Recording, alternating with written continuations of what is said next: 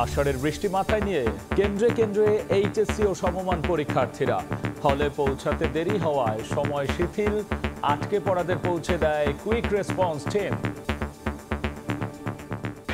পানি পুরো ভিজা ভিজা অবস্থায় পরীক্ষা দিচ্ছে। বৃষ্টিতে ভিজে ভিজে ওদের ঢুকতে হয়েছে। অসুস্থ অবশ্যই হতে পারে, এরপরে যে কি হবে বলতে পারেন। কেন্দ্রগুলির সামনে কোথাও শেড নেই। কেউ প্রবেশপত্র ফেলে আসলে, কেউ ভুল কেন্দ্রে চলে আসলে তাকেও পৌঁছে দেওয়ার ব্যবস্থাপনা আমাদের আছে। মৌসুমী বায়ুর প্রভাবে 3 দিন সারা দেশে ভারী বৃষ্টির পূর্বাভাস।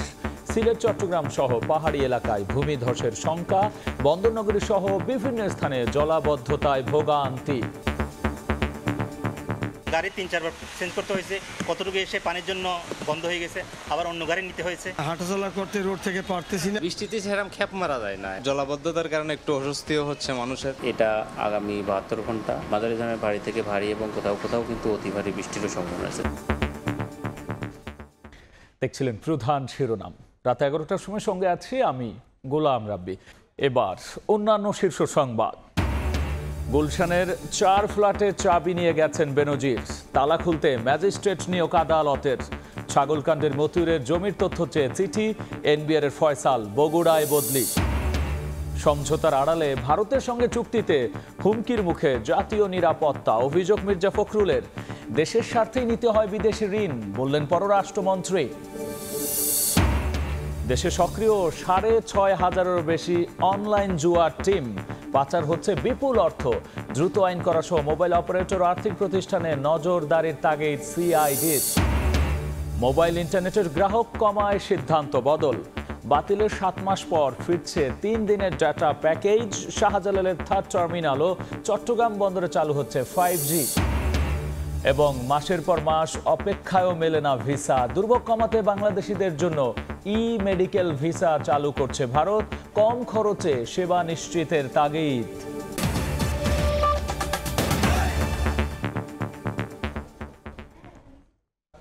আষাঢ়ের বৃষ্টি স্নাত দিনে দুর্ভোগ মাথায় নিয়ে প্রথম দিনে এইচএসসি পরীক্ষা দিল পরীক্ষার্থীরা।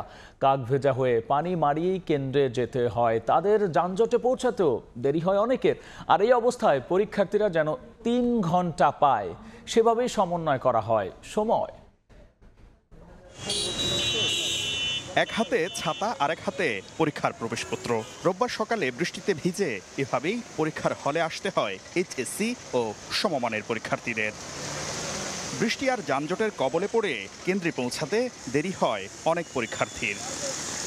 একদিকে এবারের পরীক্ষার্থীরা 2 বছরের জায়গায় মাত্র 18 মাস সময় পেয়েছে, অন্যদিকে চলছে ভরা বর্ষার মৌসুম। তাই জুনে পরীক্ষা না নিয়ে 2 মাস পেছানোর দাবি ছিল পরীক্ষার্থী ও অভিভাবকদের। 2 মাস পিছালে কোনো কিছু সমস্যা হতো না, যেহেতু বর্ষার সিজন। পরীক্ষার কেন্দ্রগুলির সামনে কোথাও শেড নেই। প্রত্যেকটা বাচ্চা ভিজে আসছে, অসুস্থ অবশ্যই হতে পারে, এরপরে যে কি হবে বলতে পারেন। কোনো পরীক্ষার্থী পরীক্ষার কেন্দ্রে পৌঁছাতে দেরি হলেও তাদের পরীক্ষার হলে প্রবেশের সুযোগ দেওয়া হবে জানিয়ে আন্তঃশিক্ষা বোর্ড সমন্বয় কমিটি বলছে, বিরূপ আবহাওয়ার কারণে কোনো কেন্দ্রে পরীক্ষা দেরিতে শুরু হলেও পরীক্ষার্থীরা যেন 3 ঘন্টা সময় পান, সেভাবেই নির্দেশনা দেওয়া হয়েছে। আধা ঘন্টা যদি দেরি হয়, সে ওই আধা ঘন্টা শেষে সে বেশি সময় পাবে। এদিকে পরীক্ষার হল থেকে বের হয়ে প্রশ্ন নিয়ে মিশ্র প্রতিক্রিয়া ছিল পরীক্ষার্থীদের কণ্ঠে। সিকিউটা একটু হার্ড ছিল, যদিও সব ফুল অ্যান্সার করা হয়েছে। এমসিকিউ পার্টটা একটু আমার কাছে হার্ড লাগছে, বাট হচ্ছে সিকিউটা পুরাই কমন ছিল। ওরকম একটা কঠিন হয় না যেটা আমরা ভাবছিলাম যে অনেক কঠিন হবে। এবার সিলেবাস সংক্ষিপ্ত হলেও পূর্ণ সময় ও পূর্ণ নম্বরে পরীক্ষায় বসে শিক্ষার্থীরা। পরীক্ষায় উত্তীর্ণ হয়ে নিজের ভবিষ্যৎ গড়ার পাশাপাশি আগামী দিনের স্মার্ট বাংলাদেশ বিনির্মাণে আত্মনিয়োগ করতে চান এই পরীক্ষার্থীরা। শাকির আহমেদ, সময় সংবাদ, ঢাকা। এদিকে ভারী বর্ষণে চট্টগ্রামও জলজটে বিপাকে পড়তে হয় এইচএসসি পরীক্ষার্থী ও তাদের অভিভাবকদের। অনেক পরীক্ষা কেন্দ্রের ভেতরে পানি উঠে যায়। এছাড়াও নগরীর বিভিন্ন স্থানে জলাবদ্ধতায় চরম ভোগান্তিতে সময় পড়েন সাধারণ মানুষ।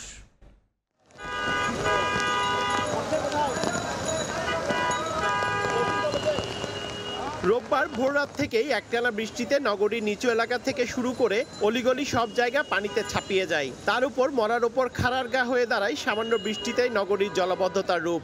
এইচএসসি পরীক্ষার প্রথম দিনেই আষাঢ়ের বৃষ্টি দুর্ভোগের কারণ হয়ে দাঁড়ায় পরীক্ষার্থীদের জন্য। পানির জন্য তো যেতে পারছি না, আল্লাহ জানে, মনে হয় সময় অনেক লেট হয়ে যাবে। শিক্ষার্থীরা পানি বন্ধ হয়ে গেছে, কেউ পানির কারণে আসতে পারতেছে না।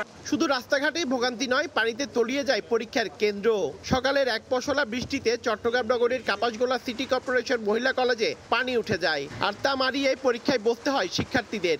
জলজটের চরম দুর্ভোগ মাথায় নিয়ে পৌঁছাতে দেরি হওয়ায় শিথিল করা হয় সময়। গাড়ি 3-4 বার চেঞ্জ করতে হয়েছে, কতটুকু এসে পানির জন্য বন্ধ হয়ে গেছে, আবার অন্য গাড়ি নিতে হয়েছে। বড় হওয়ার থেকে দেখতেছি চট্টগ্রাম পানি সবসময় অবস্থায় থাকে।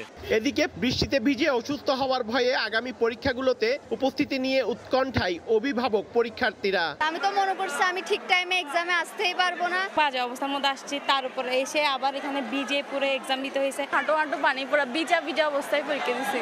শুধু এইচএসসি পরীক্ষার্থী নয়, জলাবদ্ধতার কারণে চরম দুর্ভোগে পড়তে হয় নগরবাসীকেও। সিটি কর্পোরেশন ও সিডিএর সমন্বয়হীনতার কারণে জলাবদ্ধতার হাত থেকে মুক্তি মিলছে না বলে দাবি তাদের।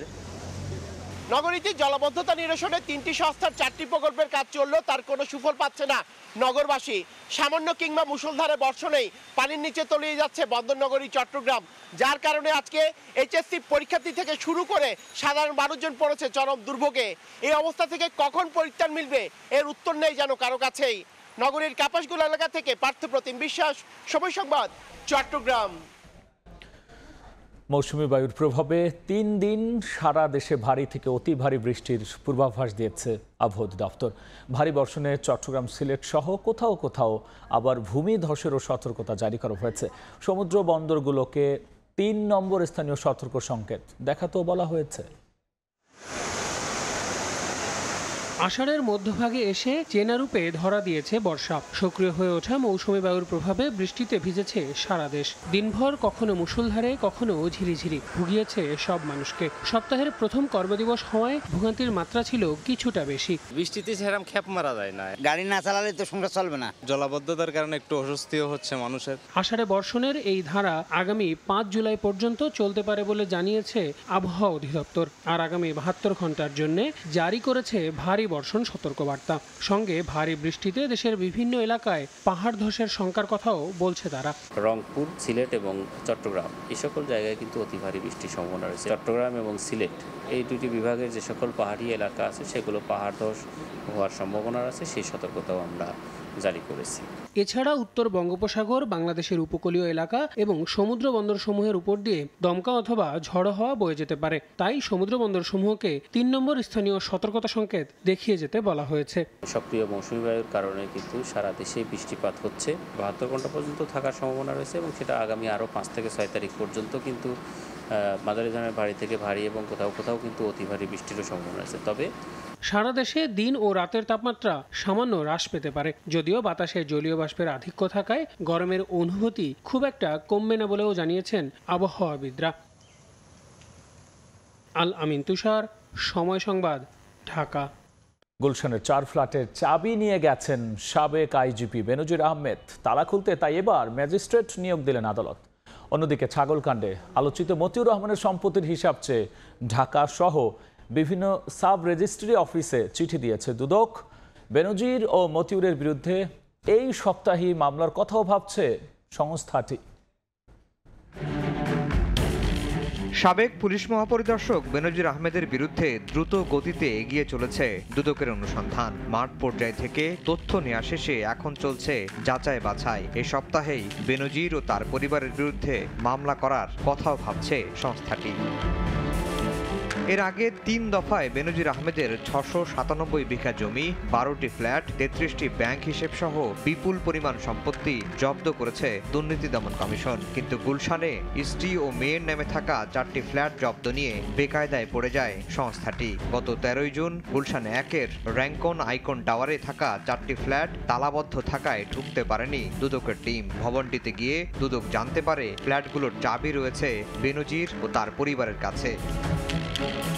ফ্ল্যাটের তালা খুলতে আদালতের দ্বারস্থ হতে হয় দুদককে, কেননা ফ্ল্যাটগুলো ভাড়া দিতে হলে এতে থাকা জিনিসপত্রের তালিকা তৈরি করতে হবে। সব শুনে আদালত ম্যাজিস্ট্রেট নিয়োগের আদেশ দেন।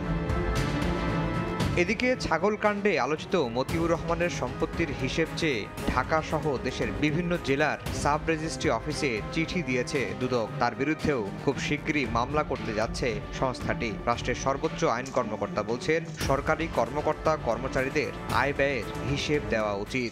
সরকারের যে কোনো পর্যায়ে কাজ করেন, সরকারের পক্ষে কাজ করেন, তাদের সবারই স্বচ্ছতার স্বার্থে সবারই যদি দেওয়া হয় নিজের।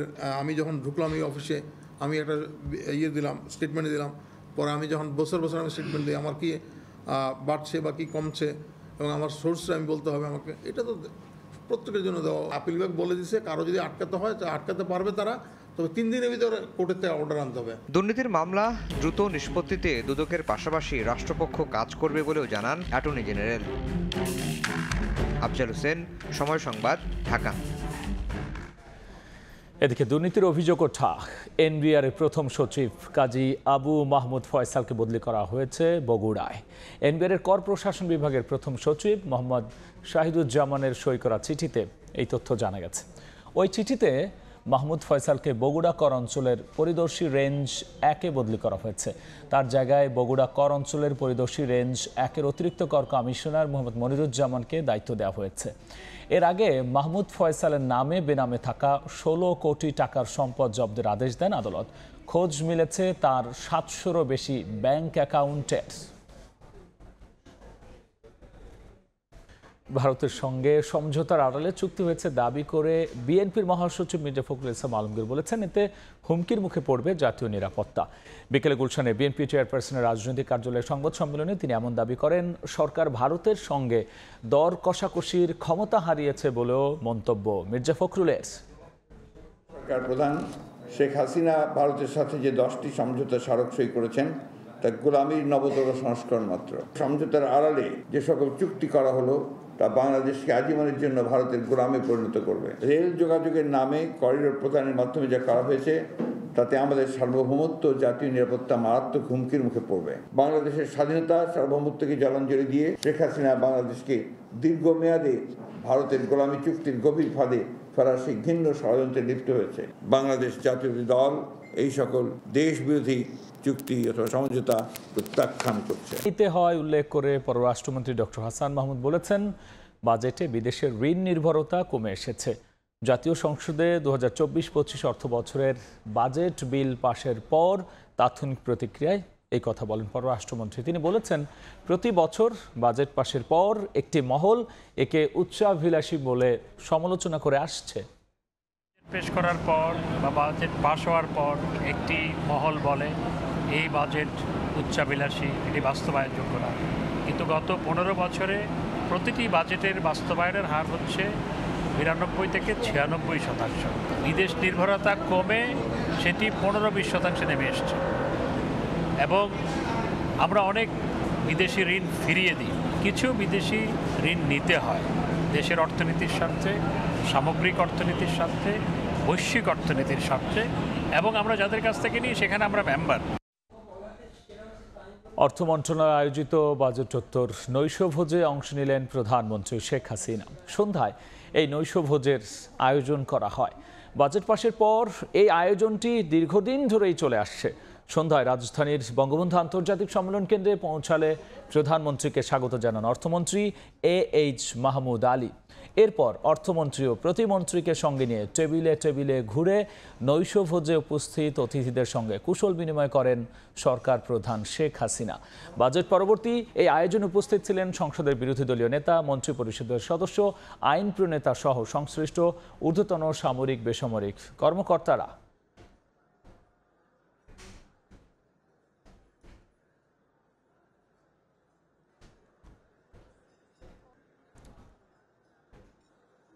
দেখছেন রাত 11টার সময়।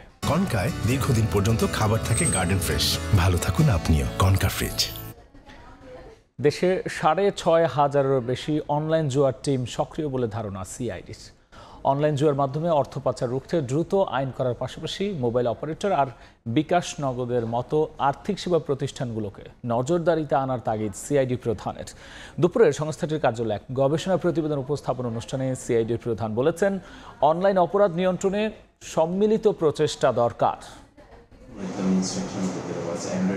তথ্য প্রযুক্তির সহজলভ্যতা মানুষকে বহুবিধ সুবিধা দিলেও উদ্বেগ বাড়াচ্ছে অনলাইন জুয়া সহ নানা ধরনের অপরাধ প্রবণতা। বিভিন্ন অ্যাপ বা ওয়েবসাইটের মাধ্যমে জুয়ার ফাঁদে সর্বশান্ত হচ্ছেন অনেকে, অর্থ পাচার হচ্ছে দেশের বাইরে।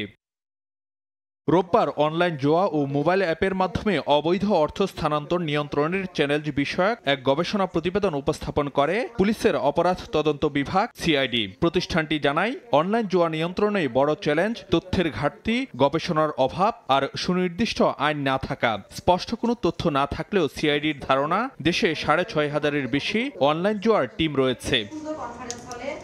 অনুষ্ঠানে অনলাইন জুয়া ও অর্থ পাচার নিয়ন্ত্রণে জরুরি ভিত্তিতে আইন প্রণয়ন, মোবাইল অপারেটর ও মোবাইলে আর্থিক সেবা প্রতিষ্ঠানগুলোকে নজরদারিতে আনার তাগিদ দেন সিআইডি প্রধান। এগুলি বেশ কষ্টকর যে আমাদের দেশের রেমিটেন্স যোদ্ধা যারা বিদেশে আছে তাদের অর্জিত ডলার বা রিঙ্গিত বা রিয়েল এগুলি বাংলাদেশে ইন হয় না, এগুলি দুবাই থেকে যায় বা আদার্স কান্ট্রিতে থেকে যায়, আর ওইখান থেকে ইনস্ট্রাকশন মোতাবেক ইমানি করে এগুলি ডিস্ট্রিবিউশন করে। একক কোনো প্রতিষ্ঠানের পক্ষে অনলাইন জুয়ার ভয়াবহতা ঠেকানো কঠিন বলেও মন্তব্য করেন সিআইডি প্রধান। এই অপরাধগুলি দমনের জন্য সম্মিলিত প্রচেষ্টা লাগবে। ফিনান্সিয়াল ট্রানজ্যাকশনের সাইডে একটি সেন্ট্রাল ডাটাবেস খুবই জরুরি, যেখানে সিআইডির অ্যাক্সেস থাকা খুবই জরুরি। তবে ক্রিকেটার সাকিব আল হাসানের অনলাইন জুয়ার বিজ্ঞাপনের বিষয়ে প্রশ্ন করলে তা এড়িয়ে যান সিআইডি প্রধান। আমরা ইন্ডিভিজুয়াল কোনো ব্যক্তির দিকে না যাই, আমরা আইনের মধ্যে সীমাবদ্ধ থাকি। ফারুক ভাইয়া, রবিন, সময় সংবাদ, ঢাকা। সীমান্ত দিয়ে চোরাই পথে দেশে ঢুকছে ভারতে অবৈধভাবে উৎপাদিত মোবাইল। নারায়ণগঞ্জের সোনারগাঁও থেকে 808টি মোবাইল সহ ওই চক্রের 4 সদস্যকে করা হয়েছে গ্রেফতার। চক্রের সঙ্গে জড়িত দোকান মালিকদের বিরুদ্ধে ব্যবস্থা নেওয়া হবে বলে জানিয়েছে র্যাব।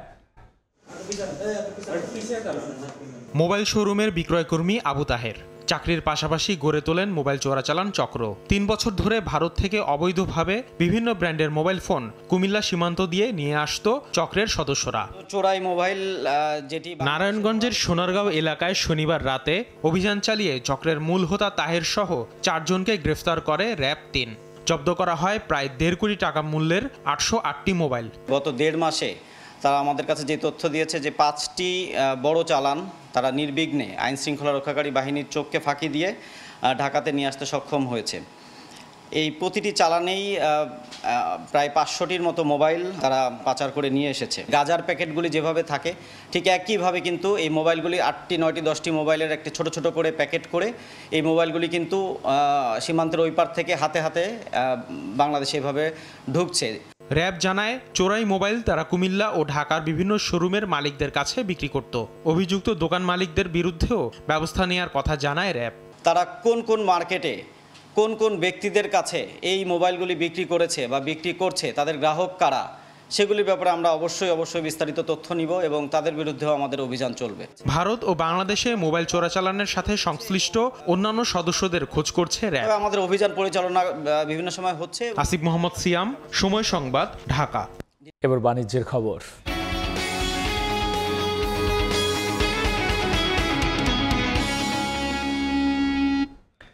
ফিরছে 3 দিন মেয়াদী মোবাইল ইন্টারনেট প্যাকেজ। ডাক ও টেলিযোগাযোগ প্রতিমন্ত্রী জানিয়েছেন, গ্রাহক প্রিয় সব ডাটা প্যাকেজ পুনর্বহলে এরই মধ্যে বিটিআরসিকে নির্দেশও দেওয়া হয়েছে, আর সেই মোতাবেক কাজ শুরু করেছে ওই সংস্থাটি। নেওয়া হচ্ছে মোবাইল অপারেটরদের মতামত। শীঘ্রই আসবে এ সংক্রান্ত নির্দেশনা। জানবো শুভ খানের রিপোর্টে। গেল বছরের 15 অক্টোবর বিটিআরসির নির্দেশে 3 ও 15 দিনের ডাটা প্যাকেজ উঠিয়ে দেয় মোবাইল অপারেটররা। 7, 30 ও আনলিমিটেড এই 3 মেয়াদে 95টির পরিবর্তে প্যাকেজ সংখ্যা নামিয়ে আনা হয় 40টিতে। যদিও ওই সময় খোদ বিটিআরসির জরিপেই উঠে আসে প্রায় 70% গ্রাহক ব্যবহার করেন 3 দিনের ডাটা প্যাকেজ। তাই নতুন নির্দেশনা নিয়ে তীব্র আপত্তি তোলেন গ্রাহক ও মোবাইল অপারেটররা, যদিও তা ধোপে টেকেনি। নতুন ডাটা প্যাকেজ চালুর পর অক্টোবর থেকে জানুয়ারি টানা 4 মাসে মোবাইল ইন্টারনেট গ্রাহক কমে প্রায় 31 লাখ। আগে যে পরিমাণ নেট কেনা হইতো এখন ওই পরিমাণ নেট কেনা হয় না। যতটুকু দরকার আমি সেই টাকা দিয়ে আমি কিনবো, এই বেঁধে ধরা নিয়মের মধ্যে আমরা থাকতে চাই না। কমেছে মোবাইল অপারেটরদের আয়ও।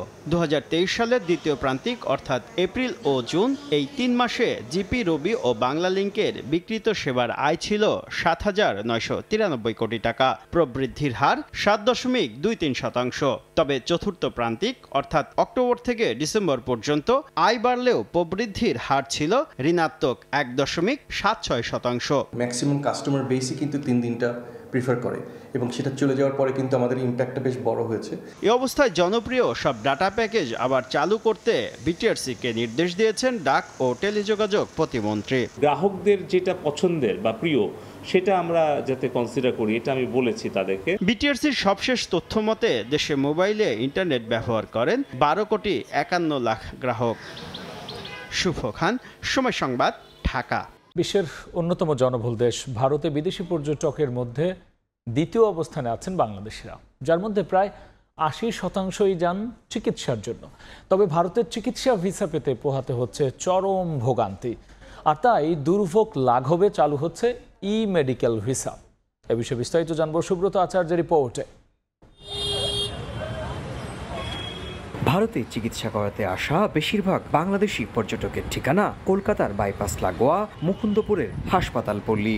এখানে ছোট বড় 10 থেকে 12টি বেসরকারি চিকিৎসা কেন্দ্র রয়েছে। তবে পর্যটকদের অভিযোগ, যে সংখ্যক রোগী ভিসার জন্য ঢাকায় ভারতীয় হাই কমিশনে আবেদন করেন তার অর্ধেকেরও কম পর্যটককে দেয়া হচ্ছে ভিসা। ফলে অনেকেই সঠিক সময়ে আসতে না পেরে চরম বিড়ম্বনার শিকার হন। যদিও সদ্য অনুষ্ঠিত দুই দেশের প্রধানমন্ত্রী পর্যায়ে বৈঠকে যে সমঝোতা সই হয়েছে সেখানে বড় জায়গা পেয়েছে দুই দেশের চিকিৎসা ব্যবস্থায় পারস্পরিক সহযোগিতা। ভিসার জন্য যে ভোগান্তিটা হতো সেই মেডিকেলের জন্য খুব একটা সুখবর এবং এটাতে সবাই উপকৃত হবে। তবে শুধু ই ভিসা ব্যবস্থাপনাতেই থেমে থাকলে চলবে না। ভারতের চিকিৎসকরা মনে করছেন বাংলাদেশি রোগীদের জন্য চিকিৎসা খরচ কমানো সহ তাদের সব ধরনের সুবিধাও নিশ্চিত করতে হবে। কম খরচে কোন জায়গায় কিভাবে ঠিক চিকিৎসা তারা পাবেন সেই রকম ব্যবস্থাও যেন একটা হেল্প ডেস্ক ভারত সরকারের দ্বারা তৈরি হয়। সংশ্লিষ্টরা মনে করছেন কলকাতার অর্থনীতির বড় একটা অংশ এই চিকিৎসা ব্যবস্থার সঙ্গে সম্পর্কিত। তাই ই মেডিকেল ভিসার ফলে সবচেয়ে বেশি লাভবান হবে পশ্চিমবঙ্গের অর্থনীতি। ই মেডিকেল ভিসা চালু হলে যেমন ভারতের রাজস্ব আয় বাড়বে, ঠিক একই সঙ্গে ভ্রমণ কর বাবদ বাংলাদেশের কোষাগারেও বাড়বে রাজস্বের পরিমাণ। কলকাতার হাসপাতাল পল্লী থেকে সুব্রত আচার্য, সময় সংবাদ। যুক্তরাষ্ট্রের নিউ ইয়র্কে পুলিশের ভুলে প্রাণ গেল 13 বছর বয়সী কিশোরের। খেলনা পিস্তলকে আসল ভেবে তাকে গুলি করে হত্যা করে নিউ ইয়র্ক পুলিশ। নিউ ইয়র্কের ইউটিকা শহরে পুলিশ ওই কিশোরের পথ আটকে দিলে আত্মরক্ষার্থে হাত উঁচু করে সে। জিজ্ঞাসাবাদের এক পর্যায়ে সে দৌড়ে পালানোর চেষ্টা করলে পুলিশও তার পিছু নেয়। এ সময় নিজের কাছে থাকা পিস্তল তাক করলে পুলিশ সরাসরি গুলি চালায়। মাটিতে লুটিয়ে পড়লেও আবারও গুলি করা হয়। পরে পুলিশ জানায় খেলনা পিস্তল দিয়ে পুলিশের দিকে তাক করেছিল ওই কিশোর। আর এই ঘটনায় জড়িত কর্মকর্তা তার শাস্তির দাবি জানিয়েছেন মিয়ানমার থেকে যুক্তরাষ্ট্রে শরণার্থী হিসেবে আশ্রয় নেওয়া ওই কিশোরের পরিবার। এই ছিল আমার কাছে থাকা দেশ বিদেশের খবর।